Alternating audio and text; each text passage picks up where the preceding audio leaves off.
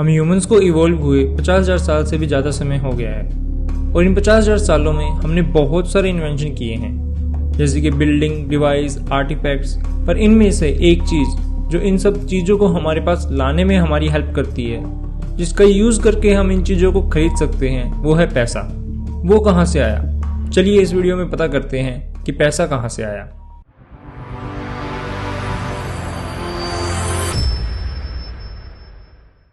आखिर पैसा आया कहाँ से? इस चीज को जानने के लिए हमें टाइम में थोड़ा पीछे जाना होगा, 6000 साल पहले। तब लोगों का मेन काम बस फार्मिंग था। एग्रीकल्चर रेवोल्यूशन को स्टार्ट हुए बस कुछ 2 से 3,000 साल ही हुए थे। तब वहां के लोगों ने बार्टर सिस्टम का इस्तेमाल करना स्टार्ट किया।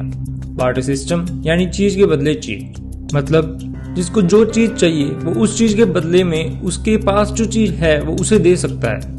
यानी अगर मेरे पास राइस, चावल ज्यादा है और मुझे वीट, गेहूं चाहिए, तो मैं जिसके पास वीट ज्यादा है उसे राइस देकर उससे वीट ले सकता हूँ। इस तरह जिसको जिस चीज की जरूरत थी उसके पास वो चीज आ जाती। पर वो लोग जिनकी फार्मिंग बारिश या किसी और रीजन के कारण खराब हो जाती, वो बिना खाए न रह जाएं या उनके पास खाने की कमी ना हो, इसके कारण उन्हें खाना उधार पर मिलने लगा। उन लोगों का हिसाब कम्युनिटी अपने तरीके से रखने लगी और उस टाइम पर क्ले टैबलेट यूज हुआ करते थे ये सारा डाटा लिखने के लिए। ये सिस्टम काफी सालों तक तो सही चला, पर जैसे ही पॉपुलेशन बढ़ने लगी और लेन देन ज्यादा होने लगा, डाटा भी बढ़ने लगा और अब हर चीज लिखी नहीं जा सकती थी, तो हमें कुछ अलग वे चाहिए था। तो अब कम्युनिटी जैसे कि वेल और हाथी के दांत या आर्टिफैक्ट, ऐसी चीजों का यूज होने लगा पैसे के रूप में। तो अब वो लोग जिनके पास ज्यादा अमाउंट में ये चीजें थी, वो ज्यादा चीजें खरीद सकते थे और स्टोर भी कर सकते थे, ताकि अगर बाय चांस कुछ गलत होता है जिससे कि उनकी फसलें खराब हो जाएं, तो वो ये स्टोर की हुई चीजें यूज कर सकें। पर कमोडिटी को संभालना थोड़ा मुश्किल था।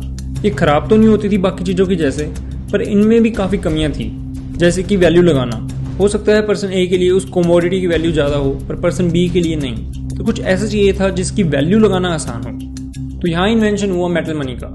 स्टार्टिंग में जब कॉइन्स बने तब ये गोल्ड और सिल्वर के होते थे।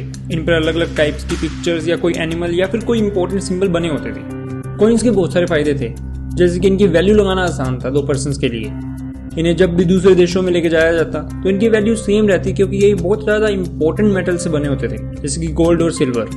पर इनमें भी कुछ कमियां थी, जैसे कि काफी सारे कॉइन्स का वेट बहुत ज्यादा हो जाता था और उस टाइम पर ज्यादातर ट्रेड ओशन के वे से होता था और तब शिप्स यूज हुआ करती थी जो कि ज्यादा वेट भी नहीं लेके जा सकती थी। तो यहाँ आता है एक न्यू सिस्टम जो कि चाइना में स्टार्ट हुआ था। इसको स्टार्ट करने वाला और कोई नहीं बल्कि कुबलक खान था, जो कि जिंगिस खान का पोता था। सन 1270 के आसपास कुबलक खान ने कॉइन्स अपने पास रखकर उनकी जगह पेपर देना स्टार्ट किया, जिस पर कॉइन्स की अमाउंट लिखी होती थी, जिसका मतलब था कि इतने कॉइन्स इस एक पेपर के बदले दिए जाएंगे। ये कॉइन्स रखता तो कुबलक खान अपने पास ही था, पर पेपर का इस्तेमाल कर आप अपने कॉइन्स कभी भी ले सकते थे। इस सिस्टम को बहुत लोगों ने मना करा, आखिर करते हुए क्यों नहीं, क्योंकि कुबलक खान लोगों के गोल्ड कॉइन्स लेकर उन्हें बस एक पेपर का टुकड़ा जो दे देता था। पर खान के पास इतनी पावर थी कि उसके आगे कोई खड़ा नहीं हो सका। जल्दी लोगों ने पेपर डायरेक्ट यूज करना स्टार्ट कर दिया और इस तरह पेपर मनी का इन्वेंशन हुआ। अब लोग हर जगह इसका इस्तेमाल करने लगे थे। इनको शिप्स पर लेके जाना आसान था तो लोग इन्हें शिप्स पर भी लेके जाने लगे थे और देखते ही देखते ये सिस्टम पूरी दुनिया में यूज होने लगा।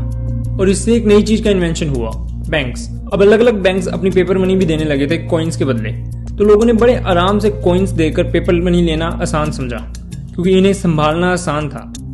और बैंक्स के पास एक तरीका था ज्यादा पैसा कमाने का।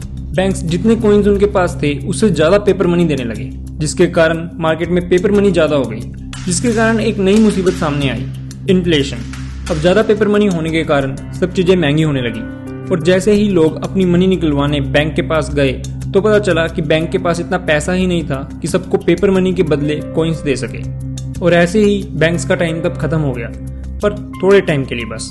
इसके बाद आता है ग्लोबल ट्रेड का टाइम, जब ब्रिटिशर्स ने एक पॉइंट रखा कि हम बस उतनी ही करेंसी प्रिंट करेंगे जितना हमारे पास गोल्ड है, और इसी तरह सब ग्लोब में अपनी मनी की वैल्यू गोल्ड के हिसाब से लगाने लगे और इससे जन्म हुआ आज की पेपर मनी का। तो कैसी लगी आपको पेपर मनी की कहानी? इस तरह की और वीडियोस देखने के लिए प्लीज सब्सक्राइब कीजिए। Thank you.